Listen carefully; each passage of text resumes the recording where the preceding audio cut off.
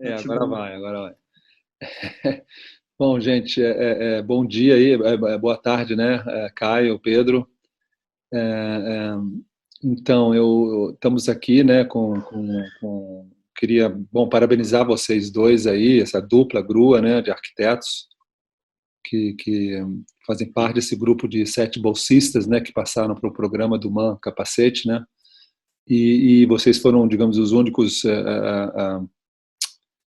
do campo da arquitetura, né, que é um campo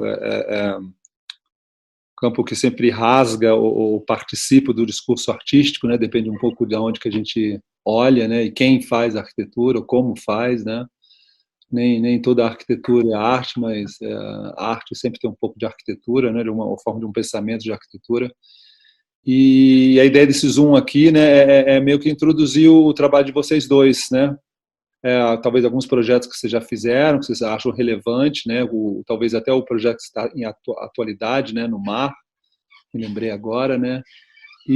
Claro, também falar da proposta que vocês estão desenvolvendo no MAN, né? Com o capacete MAN aí, tá? Então, eu passo a palavra para vocês e eu vou jogando algumas perguntas se for necessário, né?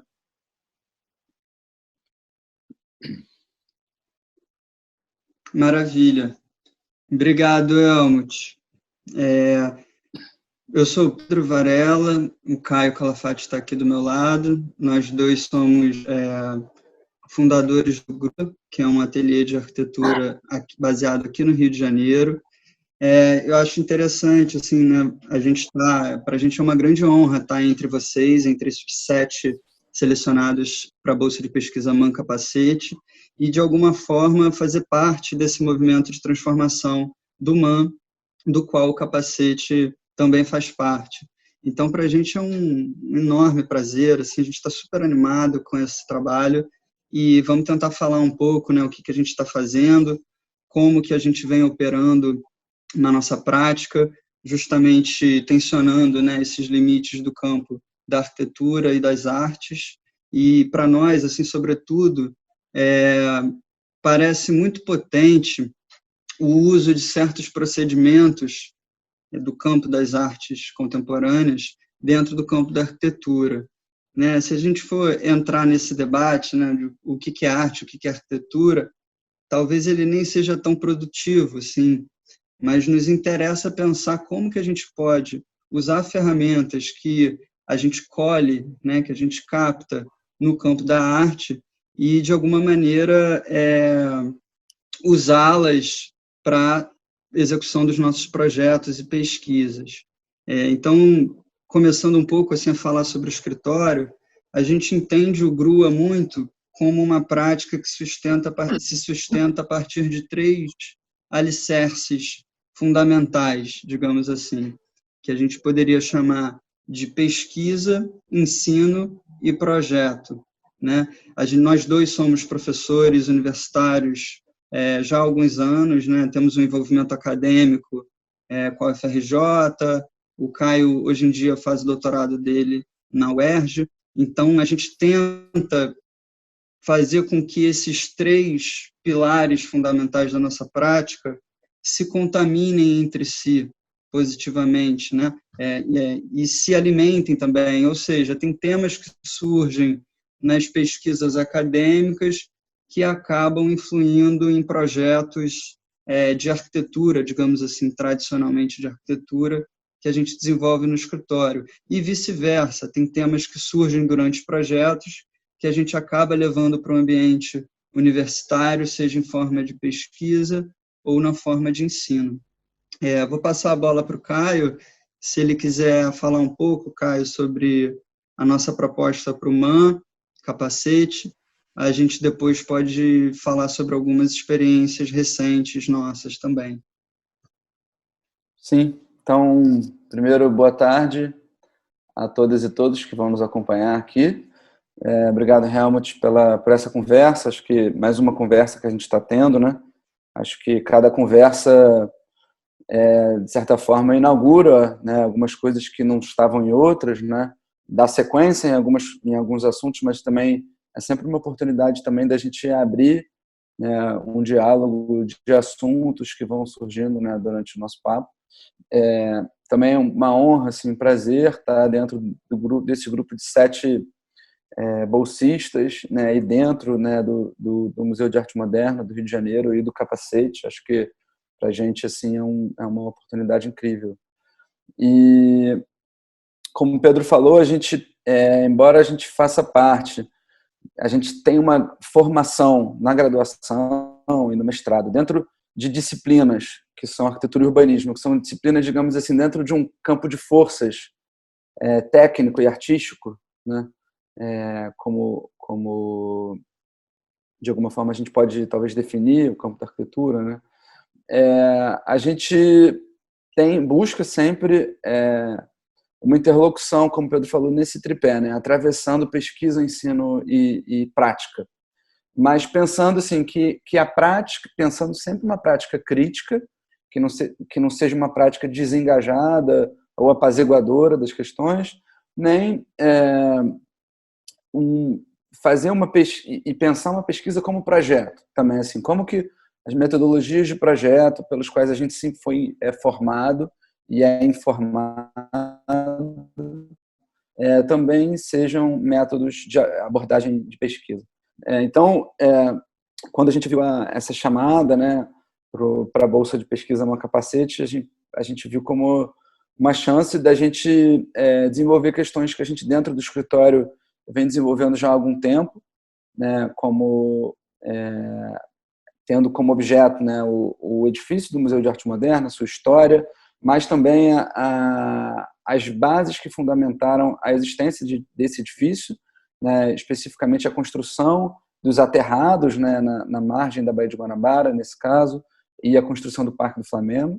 Né, algumas pesquisas que a gente desenvolveu em parceria com outros colaboradores, né, artigos que a gente escreveu, né, um artigo que a gente escreveu para a Bienal de Veneza de 2018, de arquitetura, com outros colaboradores, o Oco Projetos, que é um outro escritório colaborador, parceiro nosso, mas também projetos de intervenção que a gente realizou nos últimos anos, que de alguma forma tensionam as questões que a gente quer abordar agora.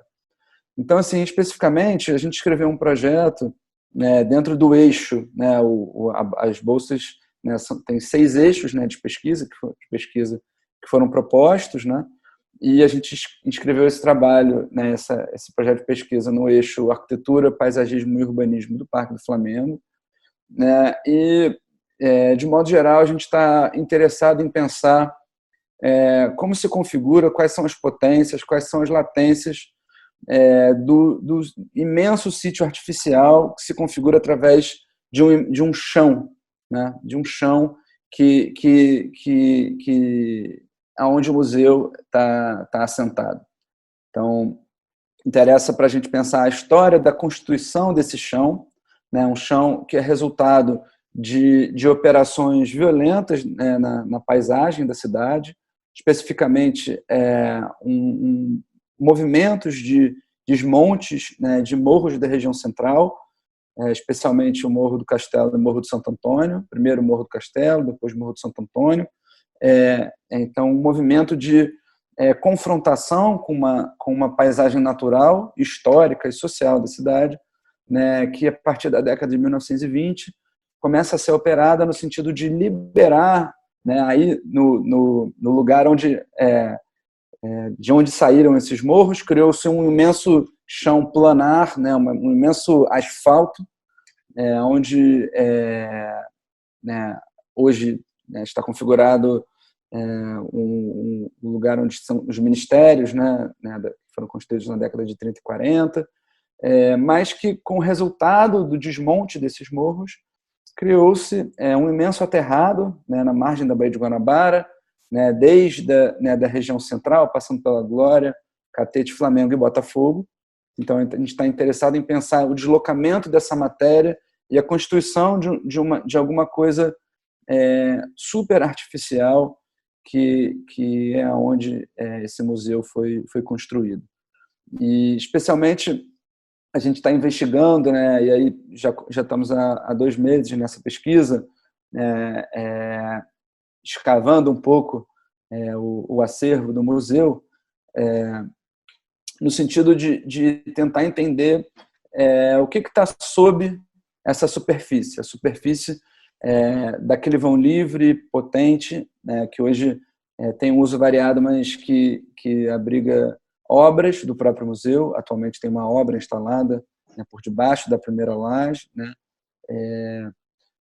mas também uma série de práticas cotidianas, como práticas de skate, breakdance, uma série de outros usos que estão ali configurados, né? Ele é também uma passagem, mas a gente está interessado em pensar o que está por debaixo dessa superfície, que tipo de material está ali, né? E o que determina, né, essa artificialidade. E aí, uma coisa que interessa, assim, só para finalizar e Pedro pegar o gancho, para a gente, assim, existem muitos trabalhos no campo da arquitetura e do urbanismo sobre o Parque do Flamengo. Trabalhos acadêmicos, projetos de pesquisa, projetos de arquitetura, de intervenções urbanísticas, paisagísticas.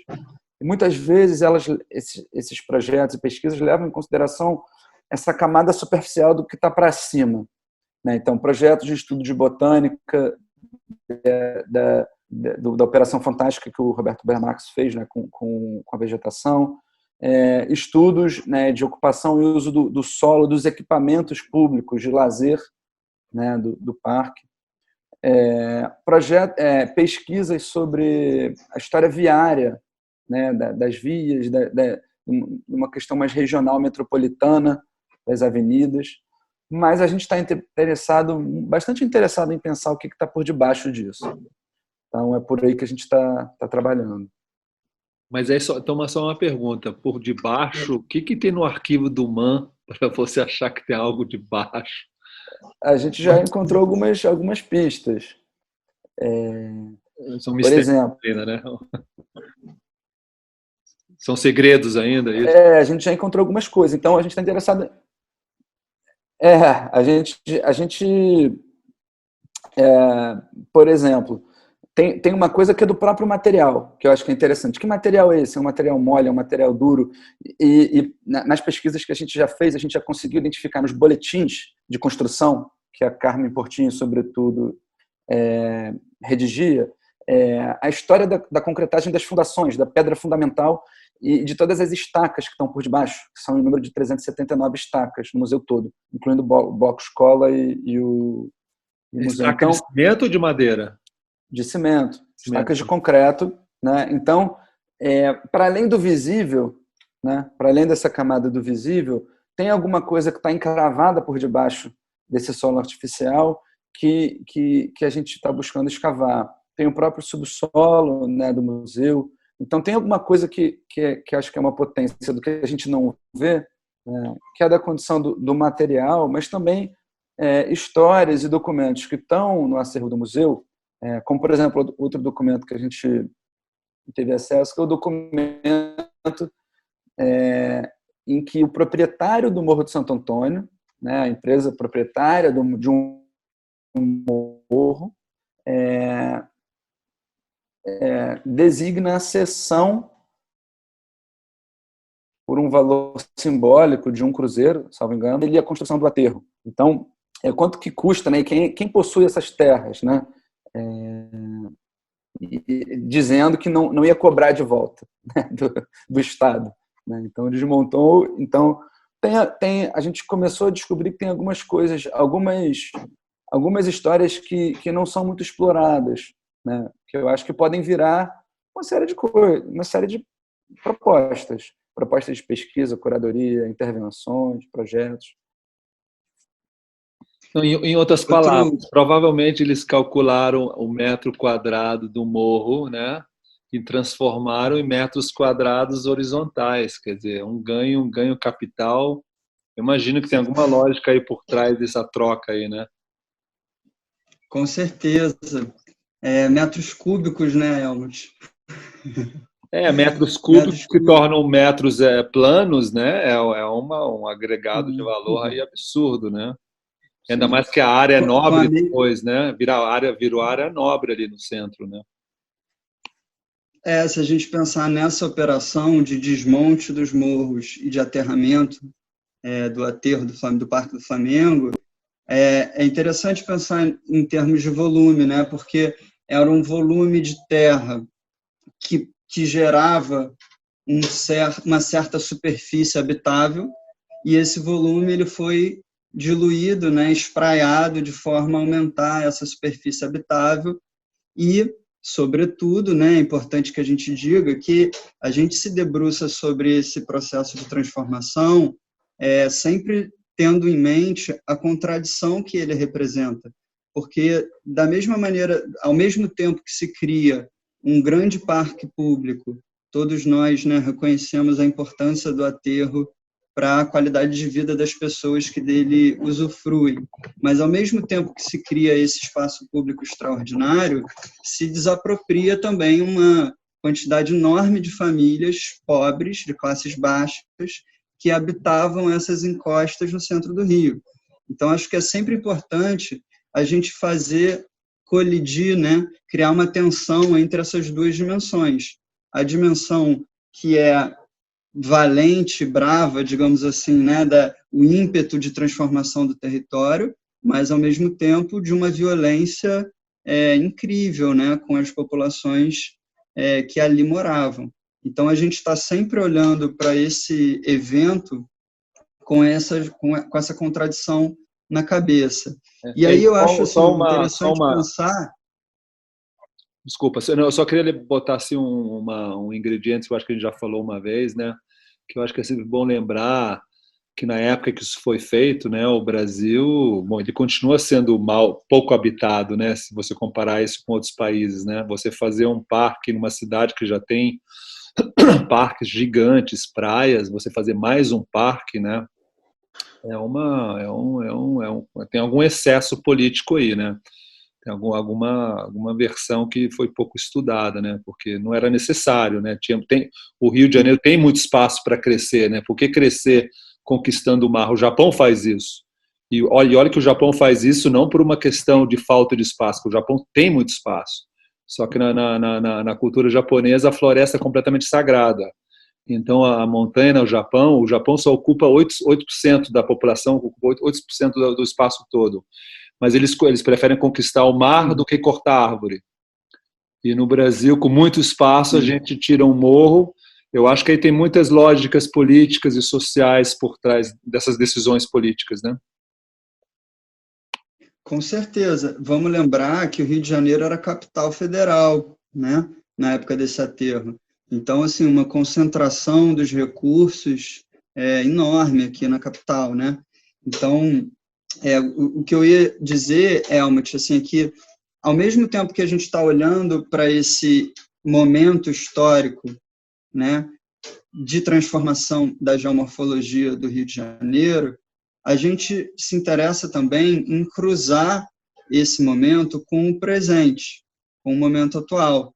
Então, entender assim como que, acho que pode ser uma linha de reflexão interessante, assim, como que esse esforço de desapropriar todas aquelas famílias e deslocar essa matéria para a borda da cidade, né, criando esse novo parque, hoje em dia oferece um espaço que é ocupado, a gente que frequenta o aterro sabe, muito intensamente por moradores em situação de rua, né?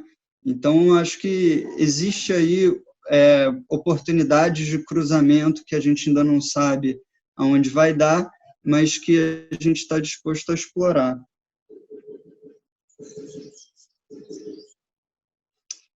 Uma outra, falando assim, né, das descobertas até então, nesse nosso mergulho no acervo do mar, a gente descobriu, por exemplo, que existe uma cápsula do tempo enterrada ali, né? Cápsula do tempo é essa caixa que você bota artefatos que, de alguma maneira, representam aquele momento da sociedade, e você enterra, não com o objetivo de desenterrar, mas de plantar uma espécie de evidência arqueológica para o futuro, né? Então, isso também nos pareceu super instigante, pensar essa ação, né, da cápsula do tempo. Mas vocês em paralelo, a gente... Vocês descobriram aonde que foi posto? Vocês descobriram o local? A gente sabe Mais ou menos, ainda requer uma análise mais precisa das imagens e tal, porque não tem um mapa, né?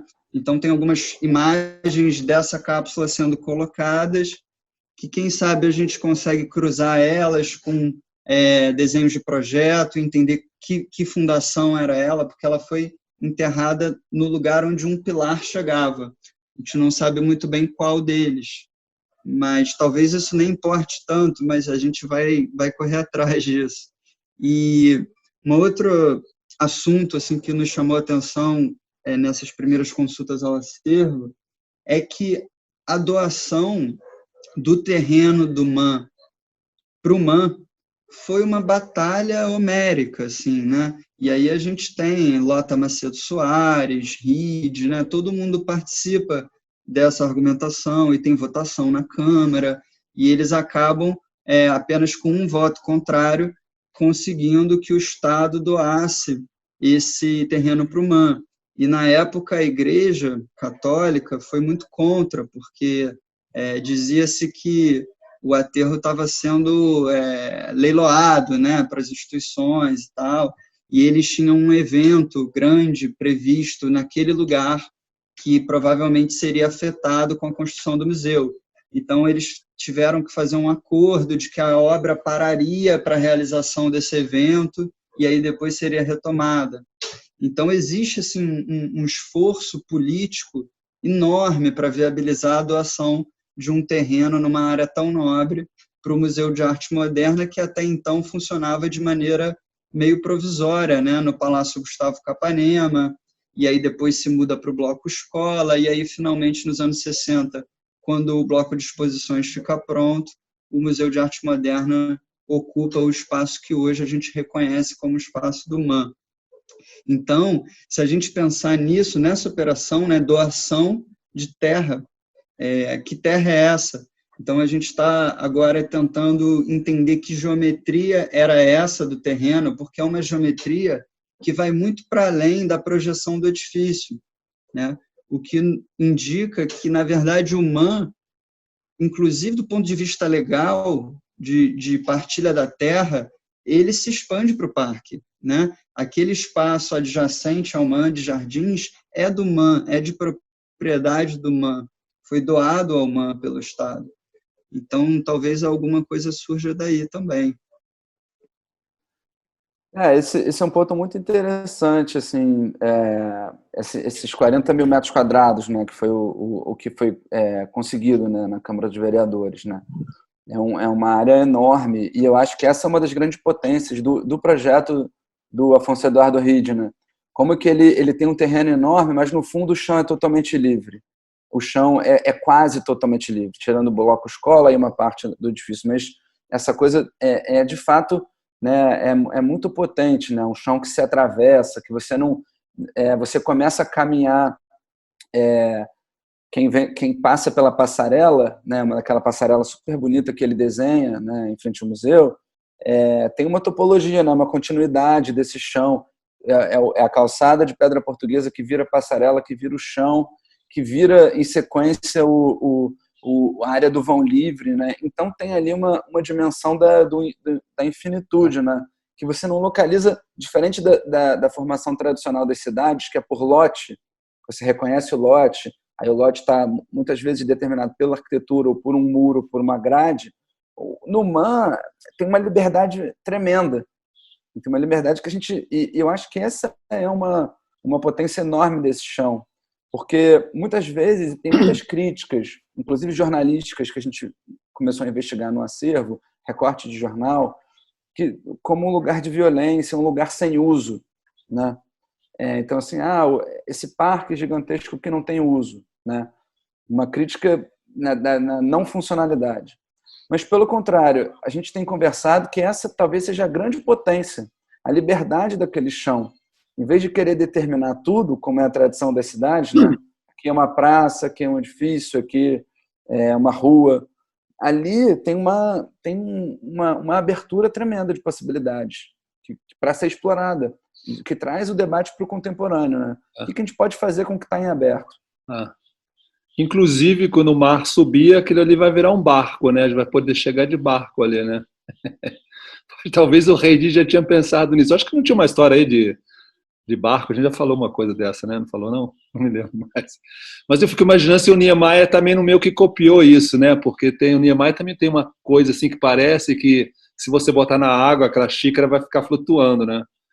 O Rei Di também parece que pode virar um barco, uma Titanic aí, um Titanic contemporânea, sei lá. Mas muito legal. Sim. Não, é incrível, assim, assim, é um privilégio, a gente ainda não teve acesso à documentação técnica dos desenhos técnicos que estão lá no acervo também, por exemplo, um desenho muito importante para a história da arquitetura moderna brasileira, internacional, é o corte do museu, o corte estrutural do museu, que indica uma série de questões que não são muito faladas. Na ideia de que não é um pórtico estrutural, que é um quadro estrutural, porque tem uma viga escondida por debaixo dessa superfície, uma cinta que amarra os pórticos. Então, tem documentos que a gente também está em vias de acessar, são documentos muito importantes, assim, que têm possibilidades exploratórias muito ricas. Assim. Estou muito curioso em ver esse desenvolvimento. Mas, Pedro e Caio, acho que seria muito legal para a gente entender assim, o espírito da pesquisa de vocês, né? Talvez a gente falar sobre aquele projeto de Copacabana, que eu achei muito bacana durante o Festival Tempo, que eu vi, eu presenciei, e depois talvez esse que está atual agora no mar, né? Que também joga um pouco com a questão de águas, do próprio dessa inserção no próprio da construção do prédio, né? Que eu acho que vocês sabiamente usaram e ilustraram, digamos, como é que funciona todo esse mecanismo de dependência de um prédio da cidade, né? Eu acho que seria bacana vocês darem uma palavrinha sobre esses dois projetos, talvez, né? Ou outros também, mas se vocês quiserem. Eu me lembro desses dois agora, claramente. Que o tempo está curto, né? Ele vai rolando aqui, a gente vai... E também porque, de alguma maneira, é uma continuidade, né? Os projetos vão se alimentando, os temas que vão surgindo de uma maneira mais periférica, em um projeto assume protagonismo no próximo projeto, porque é o próprio tempo da gente entender, né, que temas são esses, de formar um repertório a respeito do tema. Então, acho que o projeto da Praia do Tempo, né, que a gente chama de Praia do Tempo, e, obviamente, tem uma brincadeira aí com o Tempo Festival, né, tira um pouco da seriedade assim, desse título. Esse trabalho ele surge de uma maneira muito atípica, porque a Márcia Dias, que é uma das diretoras do Tempo Festival, que foi quem fez o convite, né, expressamente para que a gente realizasse o trabalho, ela nos deu muita liberdade assim, de atuação, não tinha lugar, por exemplo.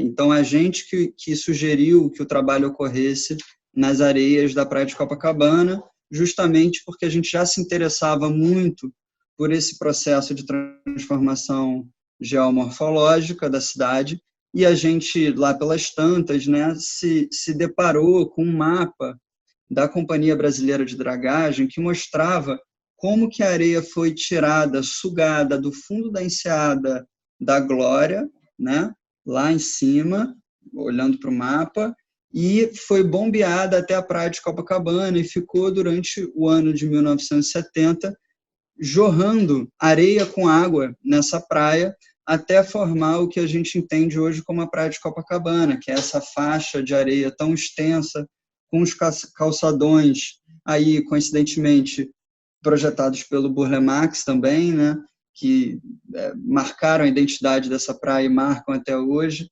Então, tudo isso só foi possível, só foi realizado a partir do prolongamento da linha de terra, né, do avanço da cidade em direção ao mar. E aí tem vários argumentos técnicos, né, que viabilizaram isso. Obviamente, não era para gerar uma praia com a extensão, não era apenas para gerar a praia com a extensão que ela tem. Havia aí por trás uma argumentação técnica que dizia que era necessário fazer esse aterro para que as ressacas não chegassem às portarias dos edifícios. A gente sabe que é gente poderosa, né, que mora de frente para a praia, então é óbvio que isso tem influência também. E, sobretudo, a passagem de uma adutora, porque antes dos anos 70, o esgoto de Copacabana não era tratado. Então, essa obra viabilizou a passagem de uma grande adutora que recolhe o esgoto de todo o bairro e joga ele lá no meio do oceano, como é de costume assim, nas cidades com saneamento. Então, assim, a partir do nosso interesse por essa questão, a gente propôs que o trabalho fosse realizado na praia de Copacabana. E aí começa, né, um processo de imersão no tema que nos levou assim, por um lado, nos interessarmos muito por essas transformações e, por outro, nos interessarmos muito também por uma espécie de, o que a gente pode chamar de tecnologia do banal, do ordinário, né, do cotidiano. Essa tecnologia que gera dispositivos que nos permitem habitar a areia da praia. E aí vai desde a mangueira que os barraqueiros esticam na areia, que é alimentada por uma bomba que suga a água do lençol freático e gera uma espécie de tapete úmido, né, porque essa mangueira ela é perfurada com agulhas, então quando a água corre nela, ela esguicha a água e gera esse caminho úmido que faz com que você não queime o pé, e ao mesmo tempo é um dispositivo capitalista, porque joga o cara para sua barraca, né? Então, assim, de novo, essas contradições. E além disso, vários outros dispositivos, a própria canga, né?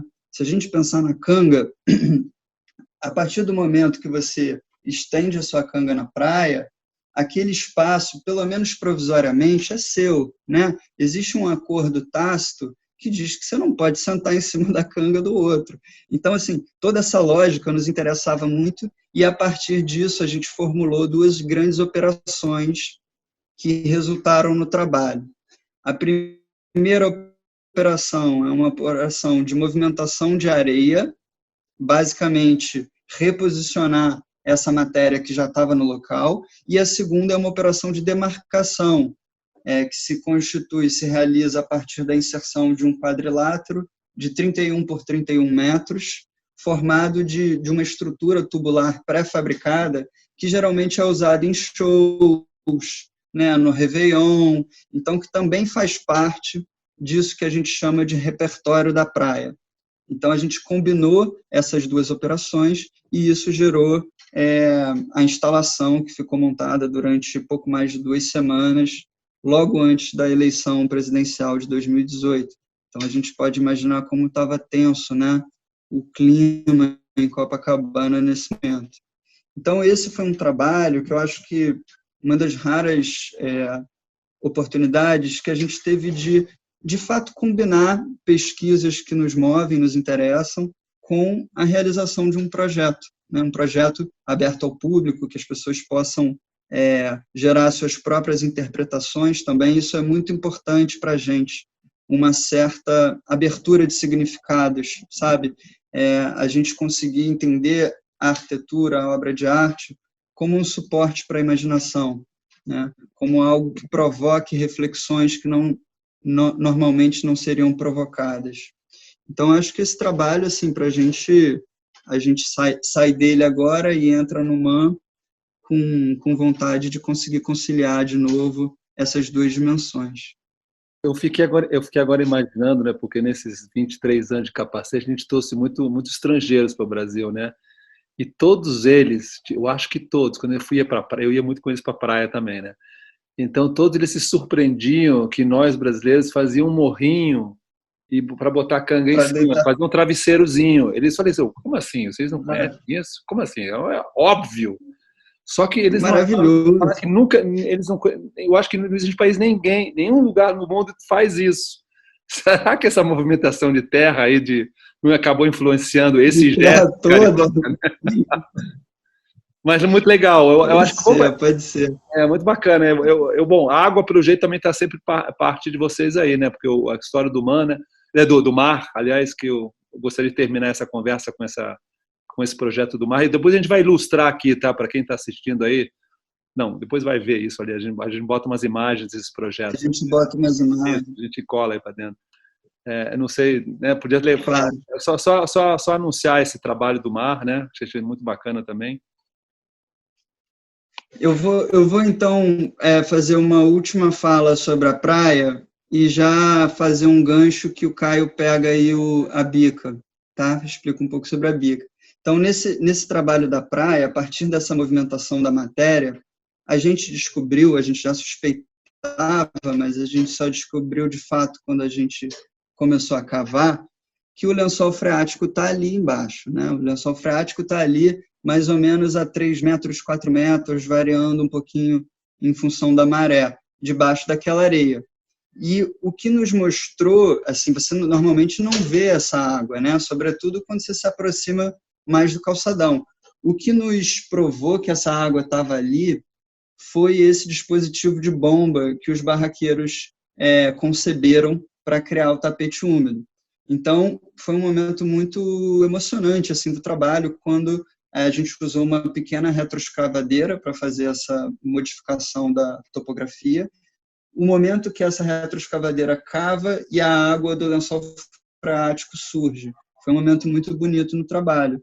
E aí depois a gente deixa essa espécie de lago, né, que antes estava oculto, mas a gente deixa esse lago aparente durante a duração da exposição. E aí o tema da água ressurge, né, no trabalho que a gente realizou no contexto da exposição Casa Carioca, que está em cartaz agora no Museu de Arte do Rio, ali na Praça Mauá. A gente justamente se debruçou mais sobre esse tema, que apareceu talvez de uma maneira mais periférica na Praia o Tempo. E aí, se o Caio quiser falar um pouquinho sobre esse trabalho, a gente... Sim, para a gente fechar nosso papo. Então, esse trabalho que inaugurou há pouquíssimo tempo, né, no contexto dessa exposição Casa Carioca, foi um trabalho que foi comissionado, né, pela curadoria, como é uma exposição incrível, com mais de 400 obras, com o tema Casa Carioca, com uma abordagem assim, muito original, né, que a gente pouco conhece quando a gente fala de exposições que envolvem o tema da casa. Não é uma exposição de arquitetura, mas é uma exposição crítica, né, sobre o habitat, aqui no Rio de Janeiro, e nos foi comissionado como para fazer uma obra de tema livre. E a gente propôs ao museu trabalhar o tema da água na cidade, por uma série de razões. Uma primeira mais direta e óbvia, porque a gente estava no meio de uma crise sanitária, né, quando a água da nossa concessionária foi contaminada, né? Então a gente estava no contexto dessa crise sanitária, mas entendendo isso como uma espécie de tragédia da nossa relação com esse bem, né? A maneira como a gente veio ocupando, né, desde quando a cidade foi sendo urbanizada, foi se criando uma relação de afastamento com a água, né, com as canalizações dos rios, né, com todo o sistema de distribuição, né, que hoje a gente usa como um suporte para a nossa habitação doméstica, né, todo esse esforço de abrir uma torneira num 10º andar e sair água, é um esforço em que a água ela vai sendo escondida e sendo afastada, né, do nosso cotidiano. Então, por exemplo, tanto eu quanto o Pedro moramos em Laranjeiras. Então, a gente caminha todo dia pela Rua das Laranjeiras por cima do Rio Carioca. Então, o Rio Carioca ele está ali, tem uma potência ali, né, que está passando por debaixo. Quando a gente caminha, como a gente sabe que tem um rio ali embaixo, a gente sabe que a gente está caminhando em cima de um rio, mas pouca gente se dá conta disso. Então, e acho que tem a ver até com a nossa pesquisa do Manda, o interesse do que está por debaixo, né? O Rio Carioca depois ele deságua no aterro do Flamengo, no Parque do Flamengo, tem a ver com a maneira como a água é um tema, né? E aí é um tema muito, muito livre, muito aberto, né? Então, é um tema desde pensar como que a gente, num clima tropical, as chuvas incidem sobre as arquiteturas, né? Desde, né, as chuvas tropicais de grande potência, né? Mas também pensar que o saneamento é ofertado a pouca parte da população da cidade do Rio de Janeiro, né, como um direito, né? E tendo esse contexto em vista, a gente propôs a criação de uma bica pública na Praça Mauá. Então, o nosso trabalho, que se chama Bica Pública, ele propõe a instalação de uma bica 3 bicas públicas que estão atualmente funcionando na praça, com água filtrada, né, resgatando, né, o histórico também que a cidade tem de bicas, né, antes da canalização, né, a distribuição, o sistema capilar de distribuição de água. A bica era o lugar onde as pessoas iam buscar água para levar para suas casas, tanto para beber quanto para armazenar, mas para todo tipo de uso doméstico, pessoal, de higiene. Então, o nosso trabalho propõe a criação de uma bica. E de onde vem essa água? Então, essa água, ela vem, né, a gente capta essa água da caixa d'água do museu, né? Então, tem uma primeira operação que é captar água, ou seja, criar um desvio, né, no sistema de tubulações do museu. A gente criou um T, que se chama tecnicamente um T de PVC, que desvia de uma das tubulações do museu no quarto pavimento, e tem uma tubulação que desce, né, pelas escadas do museu, passa pela sala de encontro, que é uma sala que está abrigando também a exposição. Nessa sala de encontro tem uma segunda fase do trabalho, uma segunda parte do trabalho, que é a filtragem, onde a gente instalou 2 filtros, um de carvão ativado e um de retenção de partícula. Então, o trabalho tem essa linha de água e tem esse momento de filtragem, e ele atravessa a janela dessa sala saindo na Praça Mauá, onde a gente instalou um sistema de bica pública, né, um sistema, né, de acionamento, né, de água que você pode beber, lavar a mão, escovar o dente ou outros usos inimagináveis, né? Então, o trabalho fala sobre como que o museu depende da cidade, da água, né, uma espécie de ciclo, né, em que a água entra no museu, distribuída desde o Rio Guandu, que é o berço, né, da onde sai toda a água do Rio de Janeiro, desse manancial, né, que é o Rio Guandu. Ele vai sendo distribuído, chega até a caixa d'água do museu e de lá, por dentro de todas as paredes do museu, né, que a gente não vê, também como a água está escondida dentro das paredes, né, essa água é distribuída para o uso do museu. E a gente propôs expor que tem um rio por dentro dessas paredes. Um rio, né, uma água que vem do Rio Guandu, é distribuída por dentro das paredes do museu. E a gente criou um desvio externo a essas paredes para falar, de alguma forma, sobre esse tema, como uma questão dentro do contexto de uma exposição de arte, né? Então, essa, resumidamente, convidamos a todos para beber uma aguinha lá. Irem lá e beber uma água lá na Praça Mauá. Devia ter uma com cachaça também, né? Só para dar uma... Sim. Não tem música, né? Água, cachaça, bica. Pô, muito legal, Caio, Pedro. Pô, queria realmente agradecer. Estou muito, muito curioso. A gente está se encontrando, né, algumas vezes. Amanhã, aliás, a gente vai se encontrar com o grupo, né? Espero que vocês possam estar, né? E ainda, infelizmente, né, a gente não está conseguindo se encontrar fisicamente, né? Porque a verdade é que o capacete sempre funcionou desse modo mais mais olhando na cara, né? E a troca de informação é muito diferente quando a gente fala assim e fala fisicamente, né? E com múltiplas vozes, múltiplos ouvidos, gestos e tudo mais, né? Mas assim é a nossa vida atual. Então, a água continua sendo físico, né? A gente tem que beber, né? Ainda não é digital, né? Mas é isso, gente. Eu queria agradecer super e vou terminar aqui e a gente para. Eu posso parar aqui, porque depois a gente corta também. Só um último comentário, que aí, se for pertinente, entra, se não for, corta, mas mais para a gente conversar mesmo. Assim. Esse trabalho da bica, como o Tunga falava, né, assim, que o trabalho de arte é uma espécie de cebola que tem várias camadas. Uma dessas camadas desse trabalho é essa de reivindicar aos espaços de arte da cidade uma participação na crise hídrica, né? Uma atuação efetiva na crise hídrica.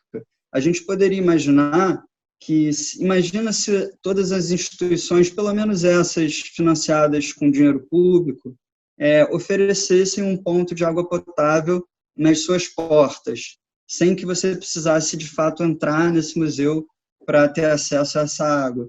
Eu acho que isso levantaria assim uma possibilidade de atuação das instituições de arte, né, que vai para além do próprio conteúdo dos museus.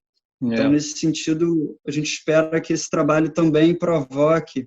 A gente sabe que o pessoal da Gentil fez algo semelhante, né? A gente já estava desenvolvendo esse trabalho. Quando a gente começou a montar, a gente ficou sabendo desse da Gentil. E aí, né, tem duas opções. Ou você fica magoado porque o seu trabalho não é mais, digamos, original, ou você embarca, né? Que é o que a gente está tentando fazer. É entender isso como uma possibilidade de um movimento das instituições de arte que podem contribuir, sim, para o bem-estar social, né? Para além das suas exposições.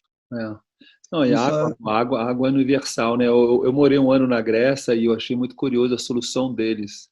A água é proibido ser vendido a um preço mínimo. Quer dizer, se você estiver no aeroporto, que normalmente a água custa aqui no Rio de Janeiro R$10, na Grécia vai custar R$2. Seja aeroporto, seja hotel 5 estrelas, seja restaurante 10 estrelas, é R$2. Não pode passar disso.